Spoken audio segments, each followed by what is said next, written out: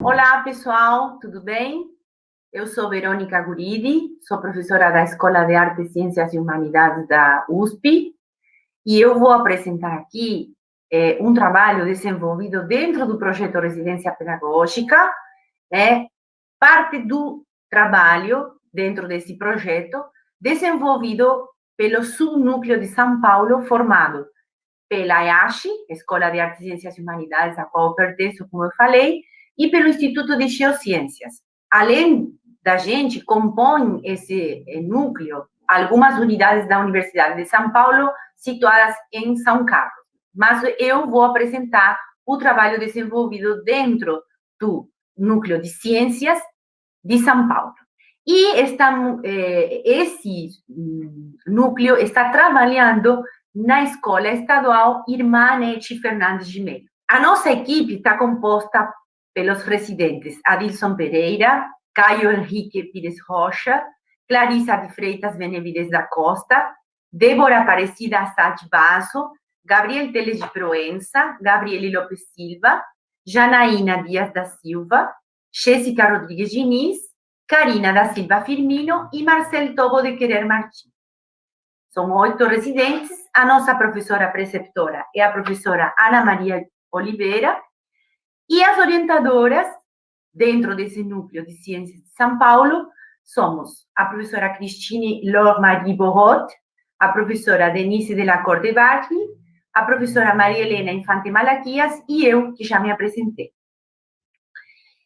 Os objetivos do Programa Residência Pedagógica da CAPES podem ser sintetizados nos seguintes: compreender os fundamentos e a implementação do ensino de ciências da natureza propostos na Base Nacional Comum Curricular e no currículo do Estado de São Paulo, participar de um espaço contínuo de discussão sobre a prática docente no contexto da educação básica, relacionar teoria e prática a partir da leitura e da discussão de diversos autores do campo teórico, elaborar planos de aula e de regência, diagnosticar o ambiente escolar, reconhecer o entorno da escola, a comunidade escolar e identificar as possibilidades de desenvolvimento de práticas e ações fora da escola, como, por exemplo, as aulas de campo e o estudo do meio. Dentro do projeto de ciências, nós temos algumas diretrizes para a organização, né?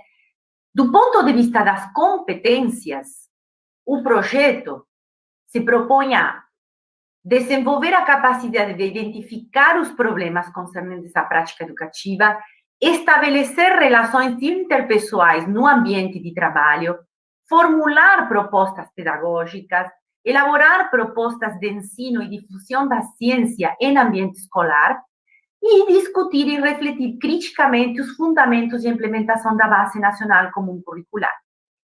Os conteúdos, resumidamente, são os seguintes: fundamentos teóricos e metodológicos da área de ensino de ciências adotados na BNCC e no currículo do Estado de São Paulo, propostas curriculares e os seus desdobramentos em sala de aula, metodologias de ensino formal e não formal, planejamento da ação educativa, educação inclusiva e avaliação.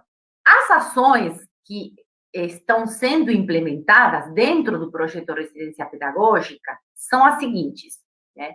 As observações do contexto escolar e situações de ensino-aprendizagem, entrevistas com os diversos atores da escola, análise de materiais didáticos, diagnóstico acerca do uso de modelos tridimensionais, jogos, vídeos, atividades multimídia e outras atividades virtuais, discussões e reflexões coletivas entre os coordenadores institucionais, as professoras orientadoras, a preceptora, no nosso caso, que é uma só, e o grupo de estudantes residentes, né? A gente faz reuniões periódicas.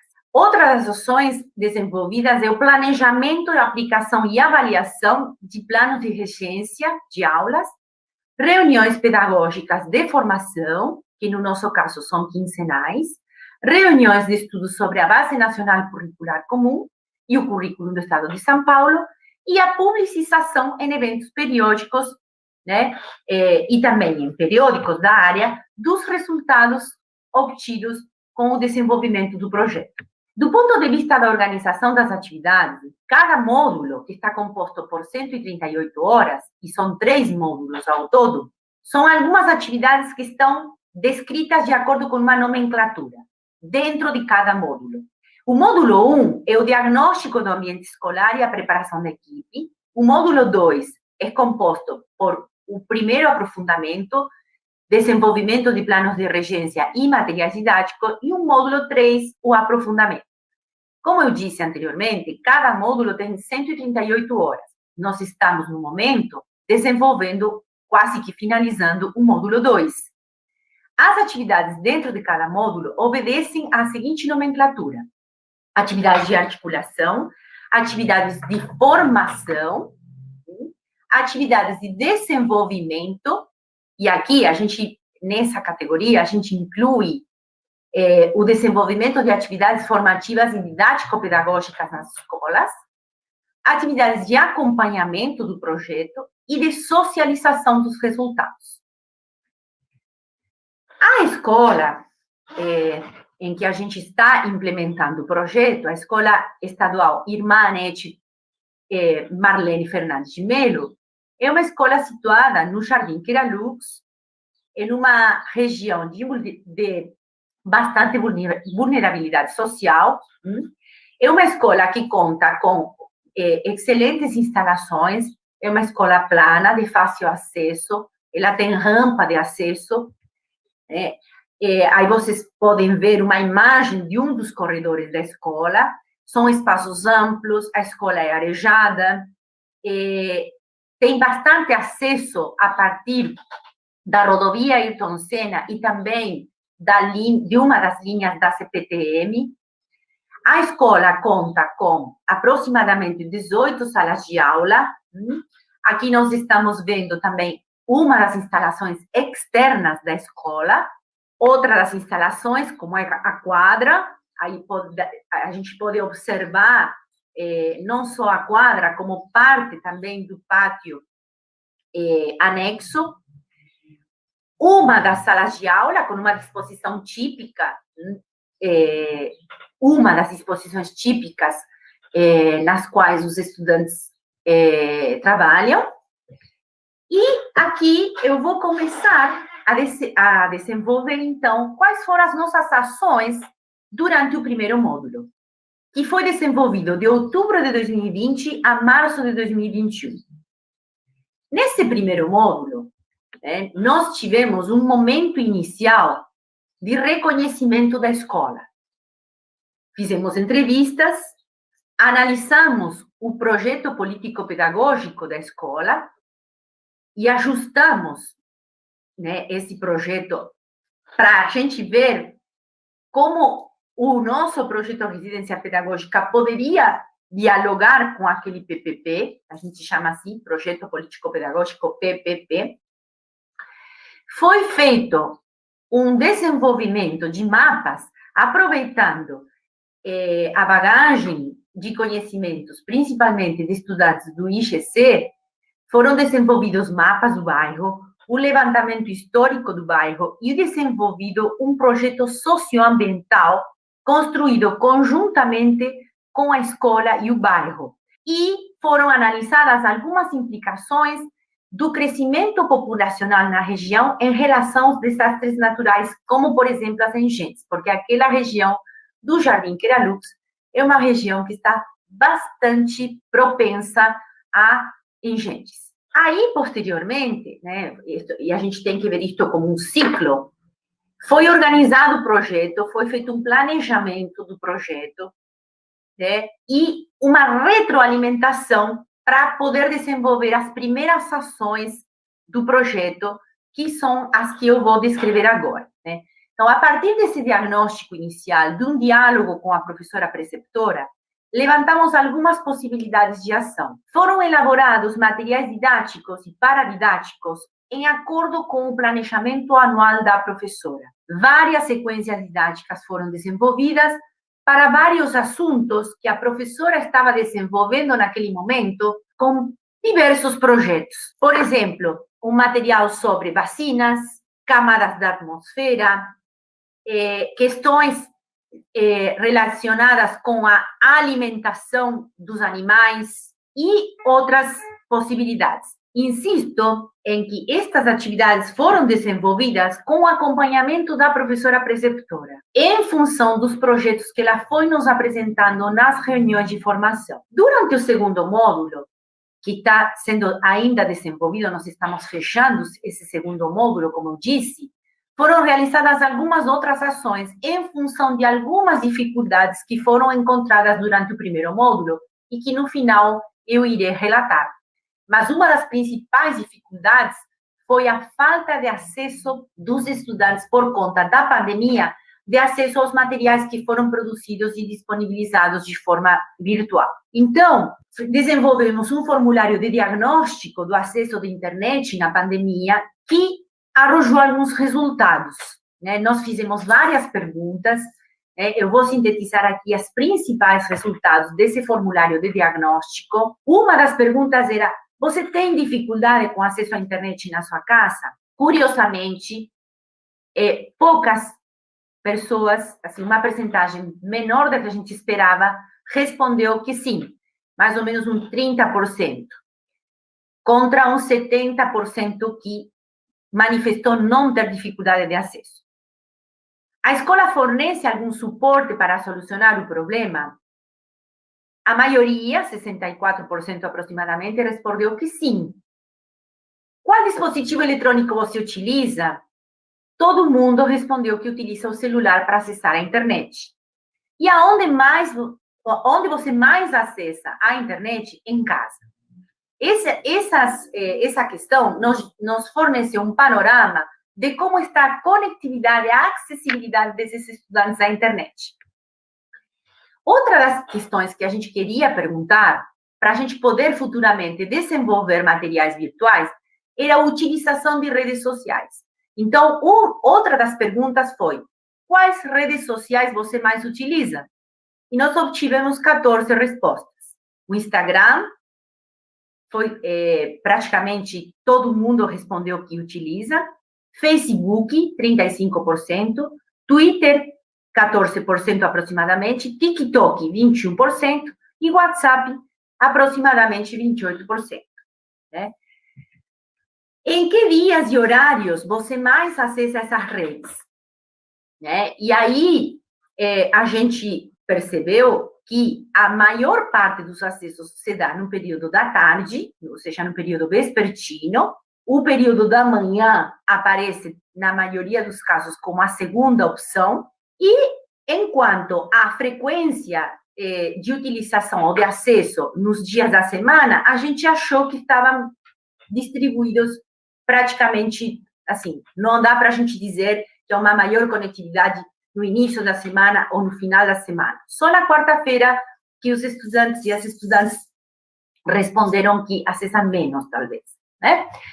A partir disso, nós desenvolvemos, a partir desse formulário de diagnóstico, de acesso à internet e de acesso às redes sociais, a gente elaborou materiais de divulgação científica. Por quê? Porque justamente por conta da pandemia, muitos estudantes não tinham como acessar os materiais que a escola disponibilizava, né? Então, a gente elaborou, a gente poderia dizer um blog, né, no Instagram, né, uma conta no Instagram, na qual a gente disponibiliza materiais de divulgação científica. Essa conta se chama Consciência e Natureza.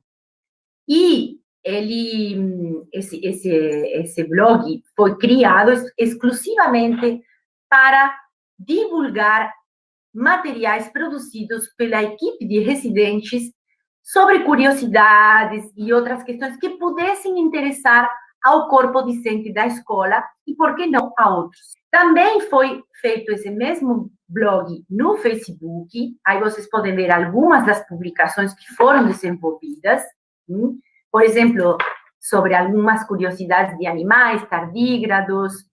A gente também coloca curiosidades porque o céu é azul e outras curiosidades desse tipo. Algumas das postagens, como eu já falei, os tardígrados, porque os icebergs flutuam. E aí, as respostas a gente disponibiliza dessa forma no blog, tentando um visual atraente, né, que possa cativar, né, as pessoas que visitam o Instagram ou o Facebook, né, e, dessa maneira, ampliar a rede de divulgação dos conhecimentos, né? Quais foram os obstáculos encontrados? Bom, particularmente o contato com os alunos da escola tem sido muito difícil por conta da conectividade, né? Muitas vezes, apesar deles dizerem que têm acesso à internet, mas a conectividade dos estudantes tem sido baixa. O feedback dos materiais produzidos e publicados também tem sido um grande obstáculo. E, por outro lado, e não menos importante, a realização de regências. Porque no período de pandemia, com aulas remotas, encontramos muitas dificuldades para que a equipe de residentes desenvolvesse as regências conforme os moldes que a gente tinha planejado. Quais foram os recursos midiáticos mais utilizados? O Canva, o WhatsApp, o Google Meet, o Google Drive e o Photoshop. Essas são as mídias mais utilizadas para a gente desenvolver esses materiais e para a gente se comunicar tanto com a professora preceptora, quanto nas reuniões de formação, quanto no desenvolvimento dos materiais. Acho que isso, né, o projeto agora está encerrando o segundo módulo, e nós esperamos que no terceiro módulo a gente possa desenvolver pelo menos algumas das atividades junto aos estudantes já na escola. Muito obrigada pela atenção. Aí vocês têm o meu contato. Boa tarde a todos. Eu sou a professora Renata Cristina Jeromel Meneghetti, do Instituto de Ciências Matemáticas e de Computação. Eu sou a professora Edna Maura Zuff, do mesmo instituto. Nós estamos aqui para abordar com vocês o tema Tecnologia na Educação e na Vida, Possibilidades e Limitações, à luz do subprojeto Ciências e Matemática, Núcleo de São Carlos, que contempla as áreas de Ciências, Física e Matemática e faz parte do projeto de residência pedagógica parceria USP-CAPES. Comentar um pouquinho a respeito desse projeto, da equipe. O projeto é formado com a participação da Escola Estadual Maria Ramos, que é uma escola de São Carlos, que participa do programa de ensino integral desde 2019 e abrange o ensino fundamental 2 e ensino médio. Dessa escola participam os professores Hugo e Fabrício, e da Universidade, campus de São Carlos, participam a professora Edna, a professora Sibéria, o professor Fernando, a professora Nelma e eu. Além disso, nós também temos a participação de 20 residentes, que são alunos do curso de licenciatura em Ciências Exatas e licenciatura em Matemática, sendo que 10 são da área de Matemática, 5 da área de Ciências e 5 de Física. A respeito do ensino do estágio durante a pandemia, o que podemos ressaltar é que o uso de recursos tecnológicos foi essencial para a continuação do processo de ensino-aprendizagem. Inicialmente, as aulas na escola passaram a ocorrer através da plataforma do Centro de Mídias. Também as atividades dos residentes foram adaptadas para a forma virtual. Além disso, a escola fez outras adaptações. Por exemplo, houve postagem de material das aulas para grupo de alunos via WhatsApp, fornecimento de material impresso, onde os alunos retiravam e entregavam as atividades na escola, e também a utilização de salas de informática pelos alunos com apoio de professores. Adicionalmente, foram utilizadas plataformas online como o Google Meet, Microsoft Teams e outras para aulas síncronas com os próprios professores, Google Forms para avaliações didáticas e outros recursos tecnológicos. Comentar um pouquinho sobre as vantagens e as limitações. A respeito das vantagens, a principal é a possibilidade da continuidade dos estudos. Também a plataforma é bastante versátil, porque tinha transmissão ao vivo e a possibilidade de assistir em outro horário as aulas. E os vídeos aulas disponibilizados no YouTube, alguns vídeos aulas, e fornecimento de chip de internet patrocinado pelo governo para professores, coordenadores e alunos que necessitassem. Como limitação, nós podemos citar a questão da comunicação do residente com os alunos, porque essa comunicação, ela não se dava de forma direta. Vamos citar, por exemplo, as aulas do centro de mídia, tinha o chat escrito, mas ele era acessível somente pelos professores, então o aluno, a comunicação do residente se dava por meio do professor da turma. Comentar um pouquinho sobre algumas experiências, por exemplo, no grupo de matemática, a residente Vitória, ela utilizou como recursos tecnológicos o seu celular, computador, projetor, plataformas online como o Google Meet, lousa digital e softwares educativos como o GeoGebra para trabalhar conteúdos de geometria. Aí, no primeiro módulo, por exemplo, ela fez aulas síncronas via Google Meet, disponibilizava os vídeos para os alunos que não participavam de forma síncrona. E no segundo módulo, o conteúdo foi trabalhado via Google Meet com alguns alunos, projetado nas aulas presenciais pelo professor da sala, para aqueles alunos que apareceram presencialmente. Nós tivemos também a experiência desse grupo de alunos André, Mariane, Ingrid, que eles trabalharam algumas aulas preparatórias para o BMEP, onde eles utilizavam plataformas educacionais para uma maior interação com os alunos. Vou citar aqui o Kahoot, que é uma plataforma baseada em jogos, que foi utilizada para dinamizar a aula e trazer maior engajamento dos alunos participantes. Eu vou agora, então, passar a palavra, eu agradeço a todos, e vou passar a palavra à professora Edna, que continuará a apresentação. Eu gostaria de falar um pouquinho da experiência do aluno Danilo Moraes, que foi orientado por mim. Inicialmente, ele usou as ferramentas que eram comuns à escola, e também o grupo de WhatsApp, que foi autorizado pela escola, e além dos slides, ele usava o touchscreen do Microsoft Edge para anotar os seus arquivos. Porém, ele observou que a letra ficava bastante ruim, e isso o incomodava bastante.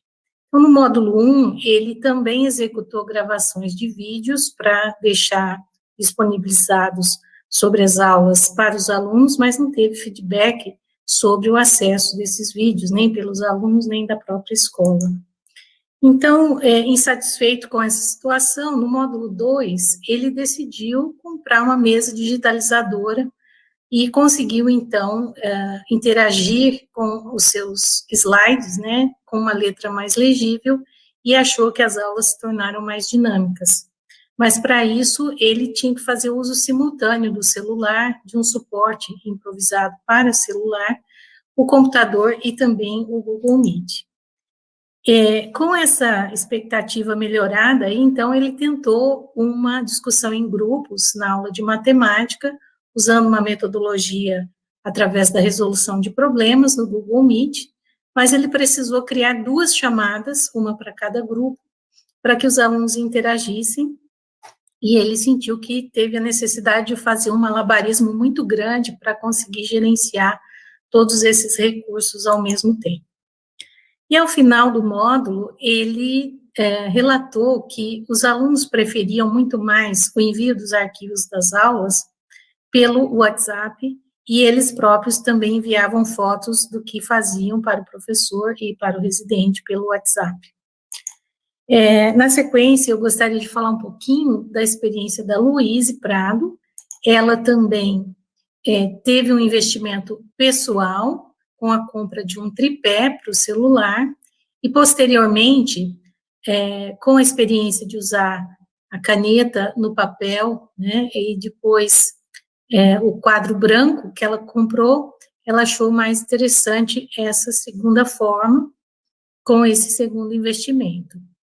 Ela, então, fazia slides, mas para dinamizar a aula, ela utilizava todos esses recursos.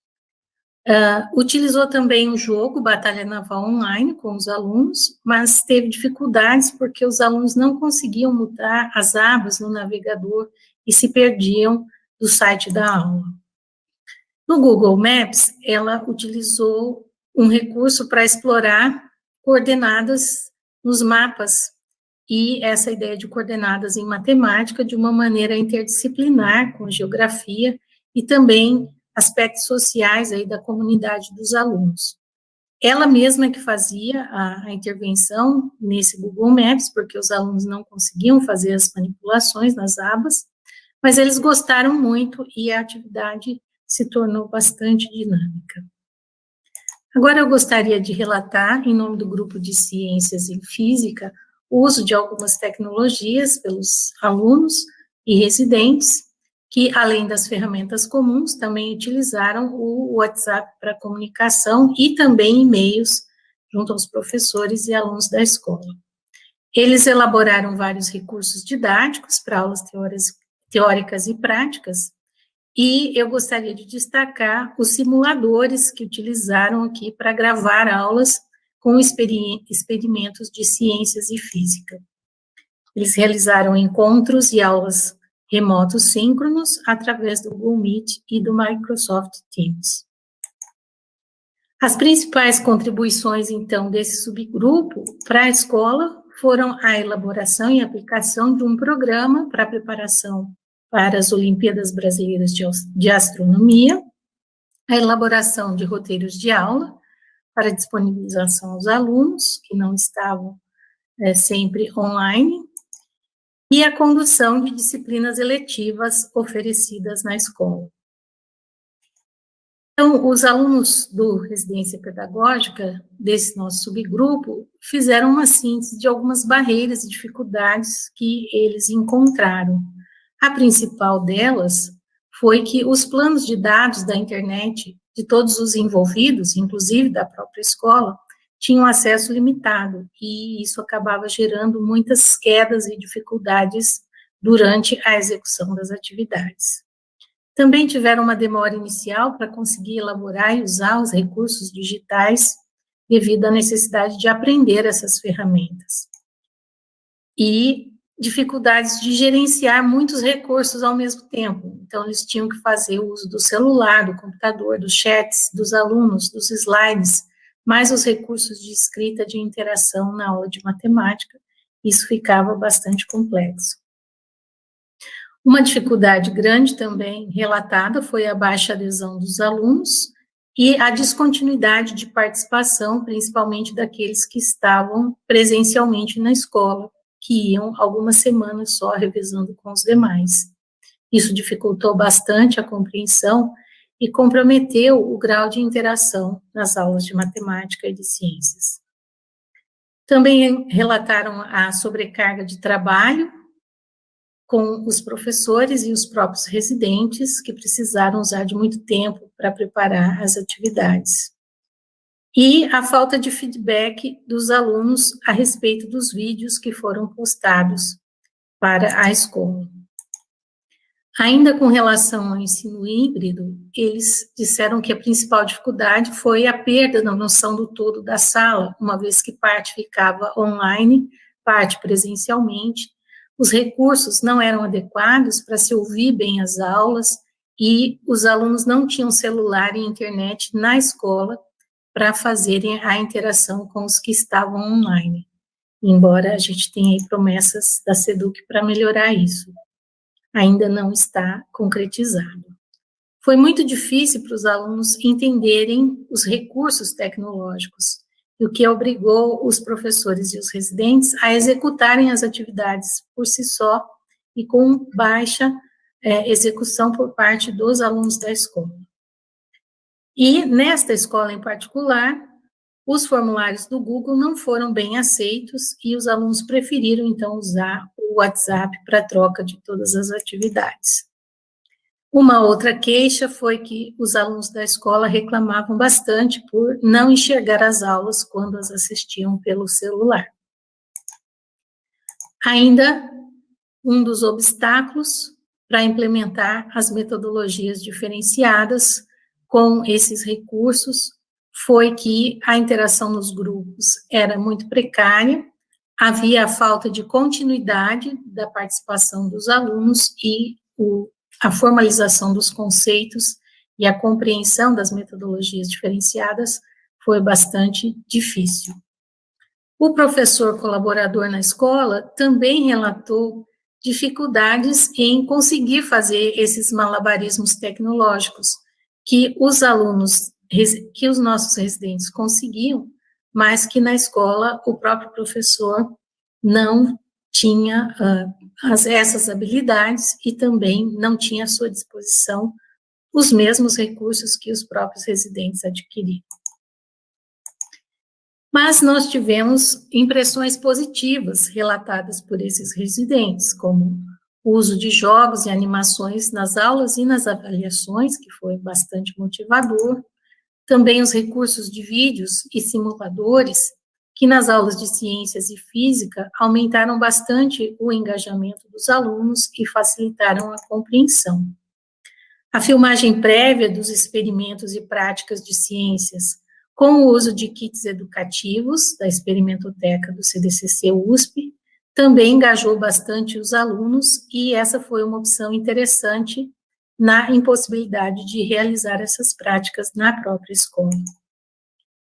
Finalmente, os alunos e também os residentes e os professores relataram a importância da mediação do docente no planejamento e no uso desses recursos tecnológicos e do caráter acessório dessas ferramentas no ensino, porque nada poderia ser executado com êxito se esse planejamento não fosse bem feito e não tivesse a experiência de outros compartilhadas. Finalmente, nós vemos que fica evidente que a Escola Campo, os professores e os residentes do subprojeto de Ciências e Matemática estão se esforçando muito para superar as dificuldades advindas com o ensino nessa forma remota. E eles não têm medido esforços para promover a aprendizagem a um número maior possível de alunos e de diversas maneiras. Entretanto, os desafios ainda são muito grandes, como foi apresentado nas experiências aqui relatadas. Nós ficamos, então, à disposição, agradecemos pela audiência e deixamos a nosso contato à disposição para perguntas e dúvidas. Muito obrigada. Obrigada a todos. Olá, eu gostaria de começar agradecendo o convite da Pró-Reitoria para participar do seu congresso de graduação e ter essa oportunidade de vir apresentar aqui no congresso um pouquinho do desenvolvimento do nosso trabalho dentro do PIB de Ciências USP São Paulo. Eu me chamo Rosana, eu sou docente da Escola de Artes, Ciências e Humanidades da USP São Paulo e, juntamente com o meu colega Luiz Paulo Piassi, nós estamos trabalhando agora nesse projeto do PIB de Ciências. Então, eu coloco aqui uma primeira reflexão em relação ao tema da mesa, tecnologia na educação e na vida, possibilidades e limitações. Então, essa é uma tirinha do Gatu, né, que mostra um pouco essas nossas inquietações e conflitos durante um certo momento, né, de trazer para o ambiente escolar o máximo possível de recursos digitais, salas de informática bem equipadas, para melhoria mesmo de recursos dentro da sala de aula, dentro da escola, e por algum momento até por questões de trazer mais a atenção do aluno para os ensinamentos, né? Então tem uma reflexão bem-humorada em relação a essa situação, né? Só que repentinamente, né, o início do ano passado, com o início do projeto do PIBID, né, desse atual, nós estávamos em outra realidade, né, uma realidade dentro de uma pandemia, em que nos impossibilitava de estar, né, presente. Nós estávamos presos, né, dentro dessas caixas mesmo de computador e com comunicação totalmente sendo feita através, no caso, eu estou chamando aqui nossas janelas virtuais, né? Nossas janelas virtuais, no caso, eu estou dando nome aos nossos projetos dentro do PIBID que estão acontecendo nesse momento. Então, nós temos o Tiquat Lab, alguns laboratórios e clubes de ciências, o Rindu e o DIAN.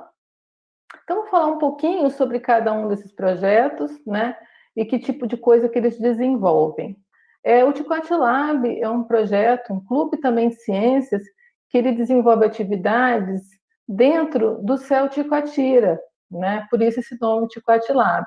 Lá eles desenvolvem atividades de jogos, análise de filmes, séries, músicas, discussões, questões socioculturais e científicas, né? E uma coisa interessante que eles também vêm desenvolvendo esse ano, e até finalizaram uma fase na semana passada, eles preparam os alunos, um grupo de alunos, faz um cursinho preparatório para a Olimpíada Nacional de Ciências. E nós temos supervisores, né, que desenvolvem essas atividades juntos com os nossos alunos do PIBID, supervisores ligados à escola, professor Antônio Rocha, né, que é dentro do CELT Coatira. Outro grupo também que nós temos, onde os nossos alunos do PIBID estão inseridos, desenvolvendo atividades, são alguns laboratórios de ciências. Vários desses laboratórios são laboratórios de ciências com o foco inicial, né, deles, voltados para meninas na ciência, né? Esse especificamente tem o nome Meninas na Ciência, e ele é desenvolvido no Instituto Federal de São Paulo, Campus São Miguel Paulista, tá? E algumas dos focos aí desse laboratório de ciências é voltado para meninas, para empoderar, estimular e motivar meninas nas áreas das ciências, né? Utiliza plataformas virtuais, redes sociais, podcasts. E o que tem acontecido? Alguns desses temas abordados nas redes, nas oficinas, são transpostos para a sala de aula através da supervisora, né? Então, as experiências também que essas meninas acumulam durante esse processo, né? Essas experiências são levadas, né, para a sala de aula. Temos também outros laboratórios de ciências, né? Esse Lab das Minas é um laboratório de ciências que já acontece, já existe na USP Leste há algum tempo, né? E temos agora alunos do PIBID, dessa fase do PIBID, trabalhando nesse Lab das Minas também. Então, também tem uma estrutura um pouco parecida em relação às atividades, só que o Lab das Minas, as meninas que trabalham no Lab das Minas desenvolvem essas atividades em outra escola, uma escola bem próxima da IACH, que é a Irmã Anete, é uma grande parceira de desenvolvimento de atividades conosco no PIBID. O Lab das Minas tem muitas atividades voltadas para tecnologia, né? Então, as meninas desse grupo também trazem experiências nessa direção, né, da tecnologia, e puderam ajudar muito, né, nas ideias de desenvolvimento de atividades, junto com os alunos, principalmente nesse período, né? Então, sendo realizadas várias atividades de forma remota, então elas puderam auxiliar bastante os supervisores da escola nesse sentido, né? Já tem uma experiência nesse assunto.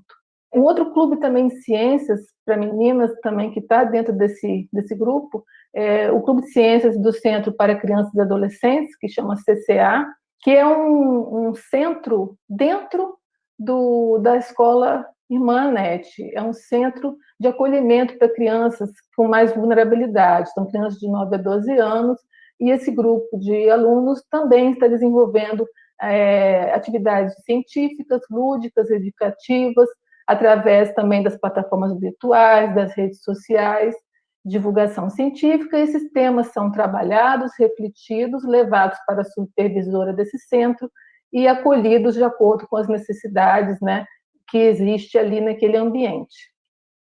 Um outro grupo que nós temos também é o INDU, que a gente pode ter essa sigla, ligada a essa sigla, habilitando intermediações sobre natureza, descolonizando os olhares da universidade, né? Então, esse grupo é um grupo que trabalha a ciência através de reflexões mais socioculturais, étnico-raciais, discussão de conceitos históricos e raças. Esse grupo também desenvolve as suas atividades na Escola Irmã Anete. O outro grupo é o DIAN, Debates e Investigações sobre Animais e Natureza, né? O nome já diz também, ele estuda, né, e trabalha várias temáticas das ciências vistas com esse olhar mais de proteção aos animais, à natureza, sustentabilidade. Também eles estão nessa linha de produções de vídeos, e as atividades deles são levadas para esse centro, né, do criança e adolescente. Uma ideia de vídeos que eles produziram foi sobre compostagem doméstica, extração de sementes e tintas naturais, e também realizam divulgação científica através das redes sociais sobre esses temas, né? Temos as datas especiais relativas aos temas do projeto e temáticas bem atuais que vão surgindo relativos também a essa temática. Bem, queria parar um pouquinho agora, depois de apresentar os grupos, e falar um pouquinho sobre os desafios que nós encontramos nesses tempos de pandemia. Especificamente, de fato, né, desafios relacionados às questões mesmo digitais, de tecnologia. Então, a gente pode falar o trabalho remoto sem as condições ideais, né, foi uma questão enfrentada por todos nós, na verdade, na área da educação, né, estávamos iniciando o PIBID e precisávamos de planejar, estávamos precisando de fazer tudo de forma remota, né, então, outro ponto foi dificuldades no planejamento da aplicação das atividades, porque como as escolas estavam sem planejamento, né, às vezes elas estavam de portas abertas, às vezes estavam totalmente sem funcionar, às vezes em rodízio de funcionamento, alguns dias sim, outros não, e sem perspectiva, né, inicialmente, dentro dessa aleatoriedade, a gente tinha dificuldade de planejar. Então, utilizamos esse momento para preparação de muitas atividades, realizamos muitas atividades, muitas reuniões remotas, né, entre todos os coordenadores e todos os participantes do PIBID, para usar esse momento para planejar e preparar as atividades internas. Assim que foi possível, nós iniciamos as aplicações, né? As dificuldades que todos já sabemos, de acesso às ferramentas de tecnologia naquele momento, às vezes o aluno não tinha um computador ou celular, ou mesmo acesso à internet, ou quando tinha era de forma mais ineficaz, falta de estruturas gerais, né, por todas as questões relacionadas à pandemia. Então, falta de estruturas nas escolas, falta de estrutura na casa dos alunos, né, então, tudo isso, né, todas essas foram dificuldades que encontramos num primeiro momento, né, e que fomos enfrentando ao longo do desenvolvimento do PIBID. Então, deixo aqui os caminhos possíveis, né, por onde nós trilhamos para encontrar soluções e desenvolver o nosso trabalho durante esse período, né. Então, o primeiro ponto que a gente percebeu que a gente deveria falar de ciências através dos canais possíveis, né. Então, aproveitamos as redes sociais, Instagram, YouTube, podcasts, e fomos para esses lugares falar de ciências, para os nossos alunos e para todo o público. Então, nós temos um processo ali também de divulgação científica integrado, né? Essas reuniões remotas, que eu já comentei anteriormente, através das plataformas gratuitas, que eram fornecidas através da USP, ou também que eram plataformas oferecidas pelas próprias escolas onde estávamos trabalhando, né? E o planejamento de atividades mais lúdicas, né, com oficinas experimentais, jogos, simuladores, foi de extrema importância para poder vencer também esse período. A interdisciplinariedade, eu acho que a gente pode destacar como outro ponto muito importante, né, do desenvolvimento desse trabalho, porque os alunos de ciências, né, da licenciatura em ciências da natureza, com os quais nós trabalhamos, já possuem um curso bastante interdisciplinar. Então, isso foi muito importante. A própria haste também tem uma questão interdisciplinar, né, dentro de todas as suas atividades, então, acho que é um grande destaque isso. Envolver o projeto em grupos de pesquisa e extensão, então, todos esses projetos, esses grupos que eu comentei anteriormente, já existiam no desenvolvimento na IASH, através dos trabalhos do professor Luiz Paulo Piazzi, e dentro dos alunos do PIBID, entrando nesses grupos, eles têm a oportunidade de conviver com alunos em várias etapas do processo da graduação, egressos, alunos de pós-graduação, estão envolvidos em outras coisas, como todo ensino, extensão e pesquisa, então isso é bastante engrandecedor para o aluno, para todos que estão envolvidos. Isso também foi um motor importante, né, para motivar, incentivar, trazer ideias novas. Essa questão de considerar temáticas bem atuais que estão inseridas nesses grupos, como meio ambiente, empoderamento feminino nas ciências, questões étnico-raciais, valorização de culturas, também foi caminhos importantíssimos para que a gente se aproximasse mais dos alunos. E, por fim, acho que a gente pode destacar essa questão da promoção dos objetivos de desenvolvimento sustentável, né? Em especial, a gente pode falar o 4, que é a educação de qualidade, o 5, que é a igualdade de gênero, e o 10, que é a redução de desigualdades. Então, eu acho que esse conjunto, né, de caminhos possíveis foram, de fato, possíveis, e eles nos ajudaram a alcançar vários objetivos, né, que nós já tínhamos no início, mesmo diante de tantas dificuldades em tempos de pandemia. Queria deixar aqui também mais uma reflexão, né? Porque comecei com uma reflexão em relação com quadrinhos, agora eu vou deixar outra.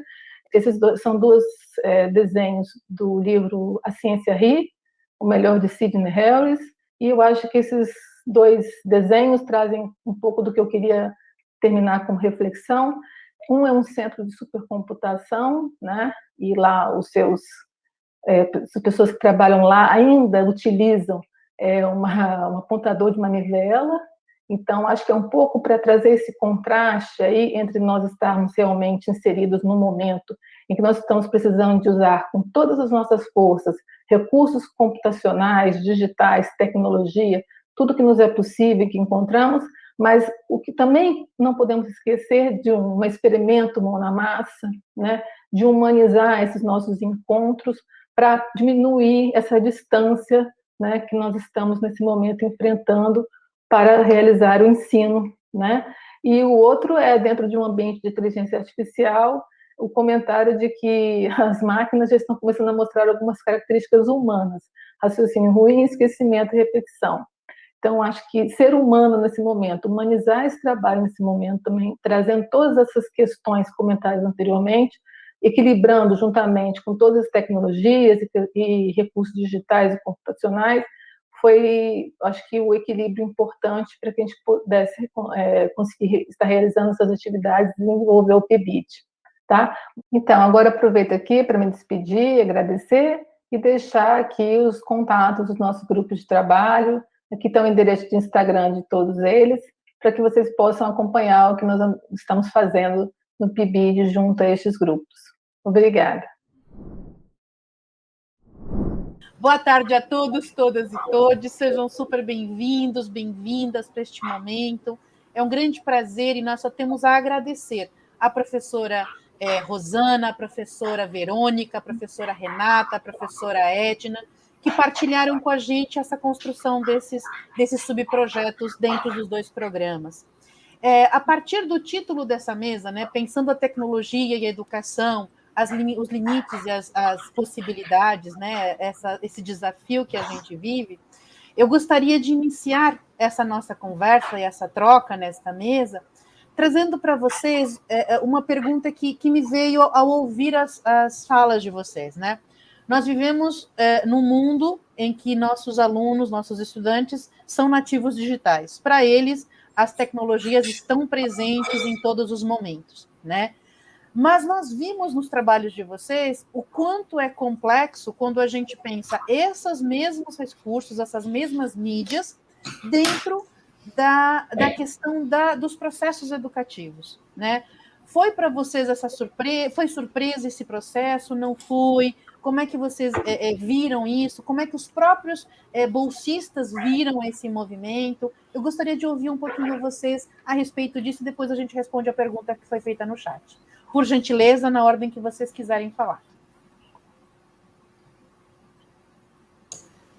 Eu não sei, se vocês quiserem, eu fui a primeira do vídeo, acho que eu posso começar, as meninas vão complementando, né?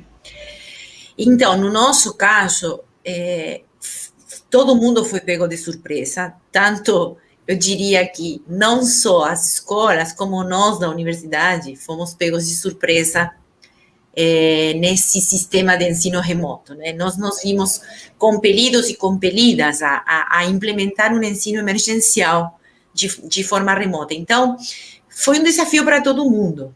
E nesse sentido, talvez, eu creio que o fato de que a escola estava passando pelas mesmas situações que nós estávamos passando na universidade, acho que ajudou um pouco a compreender, a desenvolver essa empatia e esse espírito de colaboração entre a universidade e a escola, pelo fato da gente estar compartilhando vários dos mesmos problemas que foram apontados. Por exemplo, a falta de conectividade do corpo docente, por exemplo, a falta de familiaridade de muitos docentes, muitos e muitas docentes com as novas tecnologias.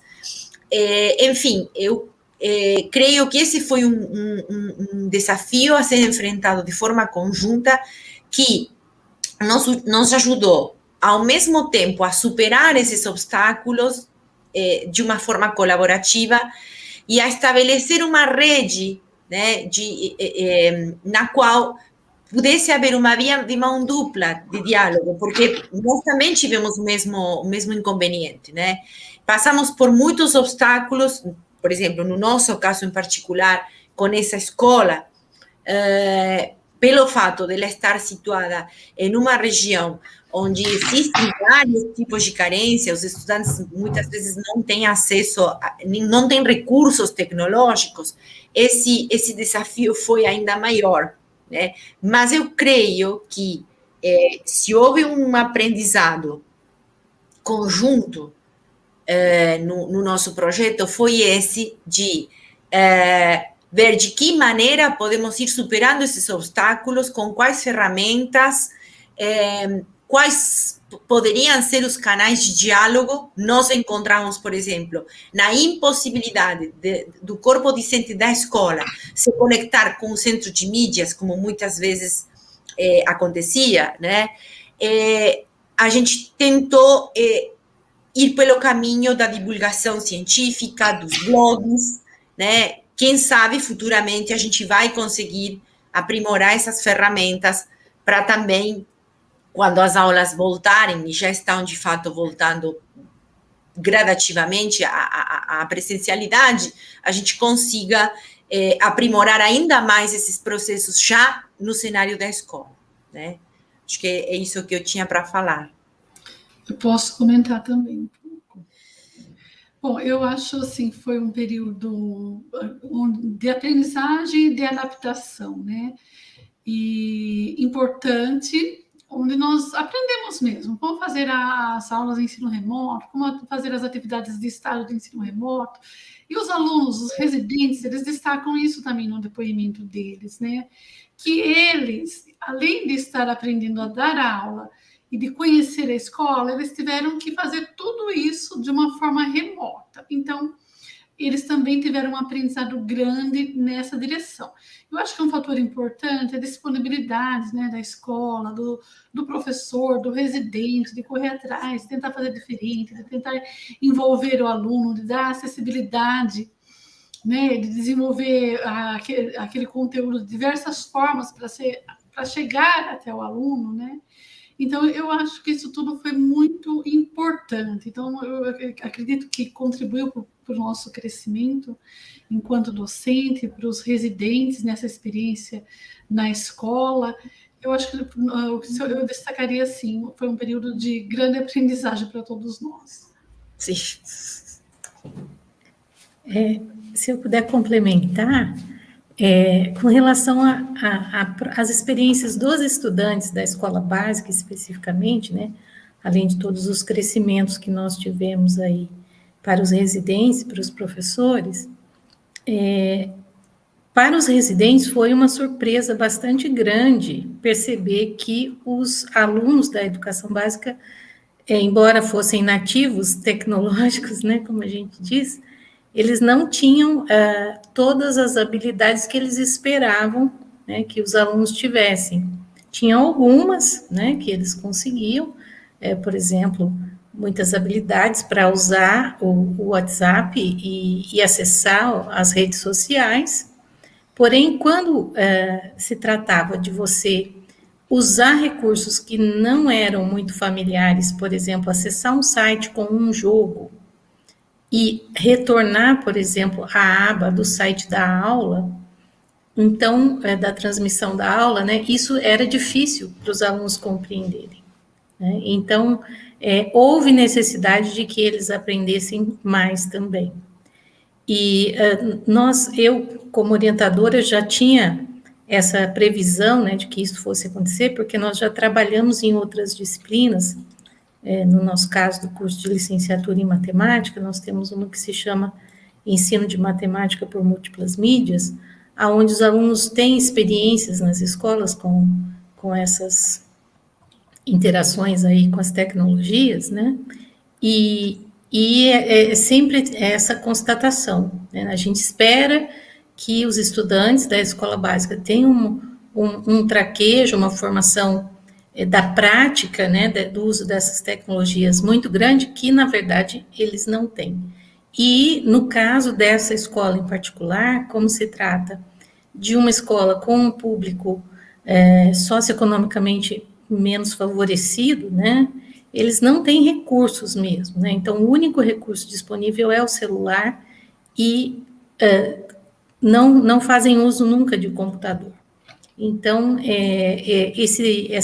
essas habilidades que às vezes no computador é mais fácil, porque você tem uma tela maior, você tem possibilidades de rolagem mais tranquilas, né, mais visíveis, né, do que no celular. Então, isso tudo dificultou bastante e é uma surpresa para os docentes, né, eu acho, e para os residentes. Mas, especialmente para mim, não foi muito, porque já tinha tido essas outras experiências. Então, acho que, como eu fiquei só para falar por último, é mais uma complementação mesmo, que tem até um pouco a ver com a reflexão que eu coloquei. Nós sentimos também no PIB de Ciências todas essas coisas que foram mencionadas pelas minhas colegas, né, todas essas coisas que aconteceram. Acho interessante isso que a Edna falou, realmente, essa ideia que nós teríamos de que fosse muito mais fácil, né, para os alunos mais jovens, que já estão totalmente inseridos no contexto ali de utilização de celulares, né, mais celulares, assim, de fato, que para eles seria muito fácil todo esse movimento, né, mas que também na hora de fazer uma atividade um pouco mais diferenciada, um pouco mais elaborada, ou alguns sites ou jogos, eles também apresentaram algumas dificuldades. Mas, assim, para acrescentar outra dificuldade, assim, o que eu também achei interessante, por isso eu coloquei na minha reflexão, que foi a questão de que até a gente tinha a impressão que os alunos queriam que fosse tudo através das telas, né? Porque como já estavam inseridos ali, digamos que o celular já faz até parte do corpo deles, né? Porque é uma extensão ali, que aprender através desses meios seria o sonho para eles, né? O ideal. E aí, de repente, nós percebemos que aprendemos muito, é interessantíssimo, as tecnologias nos auxiliaram demais, mas, de fato, eles também ficam desconcentrados ali naquele momento, né? Se ficar muito tempo, não consegue se concentrar, então, quer dizer, também ali só, né, só a realidade ali virtual, só o mundo virtual não é o ideal. A gente começaram a sentir muita falta do ambiente escolar, da relação com os amigos, com as professoras, e todos sentiram isso, né? Então, eu acho que foi um momento mesmo de percepção de que tudo tem a sua importância, né? E o momento, e todos devem estar com muita vontade de voltar, né, para o ensino presencial, por saudade daquele momento humano, né? Então, é isso, um momento de grande aprendizado, inclusive desse aprendizado. Então, acho que é isso que eu queria deixar. Obrigada. Muito obrigado a todas pela contribuição, pela reflexão, né? Aí nós tivemos duas perguntas no chat que dizem a respeito à questão das redes de ensino, envolvimento das redes de ensino, desde a seleção das escolas para os programas, até como é que elas têm funcionado neste período. Penso eu que a gente precisa cada vez mais afinar esse diálogo, trazer isso realmente como uma parceria, um trabalho muito mais próximo e colaborativo, né? Acho que respondendo a essa pergunta. E eu penso que nós teremos condições de avaliar como é que esses impactos estão acontecendo diante da realidade das escolas mais para frente. Eu acho que isso a gente vai ter muito mais dados. Mas penso que essa parceria e essa relação escola e universidade precisa ser cada vez mais afinada, cada vez mais realmente firmar uma parceria para que nós consigamos fazer esse diálogo e fazer do espaço escolar um espaço fundamental para a formação dos nossos licenciados. Gostaria de agradecer a cada uma de vocês pela presença aqui. Encerramos a nossa mesa e agradecemos imensamente a todos, todas e todos que participaram, que assistiram, que contribuíram, que fazem parte destes programas. Continuemos nessa luta, continuemos defendendo a formação de professores, referenciada na escola, referenciada nos processos de ensino e aprendizagem, como uma questão política e ética profunda, sempre que nós estejamos neste lugar. Nossa gratidão enquanto programas institucionais, PIBID, PRP, a Pró-Reitoria de Graduação, por este espaço, por este momento de partilha e por este momento de dar visibilidade a programas que trazem para a universidade um olhar, um contato, uma parceria, teoria e prática profunda com as escolas de educação básica. Gratidão a todos, fiquem bem e se cuidem.